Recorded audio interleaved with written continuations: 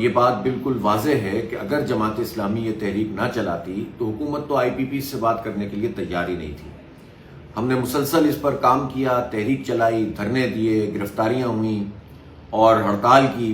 اور پوری انڈسٹری کو اور تاجروں کو اور عوام کو اس کی پشت پر لا کر کھڑا کیا، اور بالآخر وہ عوامی دباؤ بنا جس پر حکومت مجبور بھی ہوئی، اس نے ہم سے ایگریمنٹ بھی کیا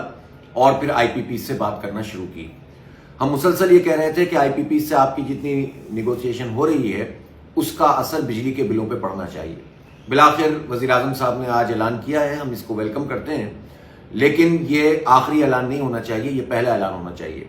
اصل میں تو بجلی پاکستان میں بہت سستی پیدا ہوتی ہے۔ یہ آئی پی پیز کے چکر میں تو ہم نے کیپیسٹی پیمنٹ کے نام پر اتنے پیسے دینے ہمیں پڑے ہیں کہ جو در حقیقت بجلی پیدا ہی نہیں ہوتی۔ اگر ہم ہائیڈل پاور، اگر ہم نیوکلیر پاور، اگر ہم اور جو سستے ذرائع ہیں سولر، ان سب چیزوں کو جمع کریں تو یہ بہت تھوڑی قیمت ہے جس میں پاکستان میں بجلی کی ضرورت پوری ہو سکتی ہے، اور اسی کے مطابق ہی بل ہونے چاہیے اور اضافی ٹیکسز نہیں ہونے چاہیے۔ تو ہم اپنے مطالبے میں تو قائم ہیں، اصولی طور پر ہمارا موقف یہی ہے، لیکن عوام کو ایک ریلیف ملا ہے اور عوامی جدوجہد کے نتیجے میں ملا ہے، اور اس میں پاکستان کے لوگوں کے لیے ایک بڑا سبق یہ بھی ہے، اور نوجوانوں کے لیے خاص طور پر، کہ جنہیں مایوس کر دیا جاتا ہے کہ کچھ نہیں ہو سکتا۔ میں سمجھتا ہوں کہ اگر جدوجہد جینوئن ہو، لیڈرشپ ٹھیک ہو، اور پارٹی پالیٹکس سے آگے بڑھ کر ہو، ذات کے لیے نہ ہو، پارٹی کے لیے نہ ہو، جینوئن عوامی ایشوز پر اگر کوئی جدوجہد کی جائے گی اور پرامن سیاسی مزاحمت کی جائے گی تو بالآخر رنگ لاتی ہے اور مسئلے حل ہوتے ہیں۔ تو ہم سمجھتے ہیں کہ یہ حق دو عوام کو تحریک کی پہلی کامیابی ہے،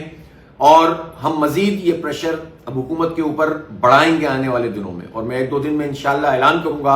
کہ وہ کون سے سٹیپس ہیں جس کے نتیجے میں وہ پیٹرول جو عالمی مارکیٹ میں انتہائی کم قیمت پر ہے، ہم سے زیادہ پیسے وصول کیے جا رہے ہیں، اور پھر اس پر لیوی بھی بڑھا دی گئی ہے۔ تنخواہ دار طبقہ جو ٹیکس دے رہا ہے اسی کا ٹیکس بڑھائے چلے جا رہے ہیں، جاگیرداروں پر ٹیکس نہیں لگا رہے ہیں۔ اسی طرح سے مہنگائی کی شرح اس طرح سے کم نہیں ہو رہی ہے جس طرح ہونی چاہیے۔ یہ وہ جینوئن چیزیں ہیں، کسانوں کے مسائل ہیں بے شمار۔ تو جماعت اسلامی اپنے لائے عمل کا اعلان ایک دو دن میں کروں گا انشاءاللہ،